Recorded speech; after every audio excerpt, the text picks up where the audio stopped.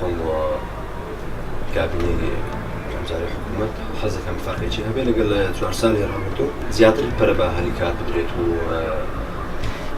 یعنی زیاتر بێڵین گەنجەکان لە شوێنە گشتەکان زیاتر ئیشکەن ئینشاڵڵا ئەم کابینەی ئەم ساڵمان ئەم جارە خۆشی زیاتری پێوەیە و حەز بکەین کە هەلی کارمان زیاتر بووە و پێشکەوتی بەخۆ بینیەوە. ئەم کابینە تازەی حکوومەتی ئێمە ئەبێ هەڵی کار بۆ هەمووان بدۆزێتەوە بۆ گەنجان بە تایبەتی بۆ ئافرەتان. ئێستا ئافرەتانی ئێمە زیاتر ناتوانین کار بکەین لەبەر قسەی مجتەماعێک یاخود لەبەر قسەی دەست و کار یاخود ئەم شتانە بۆیە ئەمەوێت یعنی حکوومەتی ئەم جارە حکوومەتێکی جیاوازتر لەوانەی تر بێت.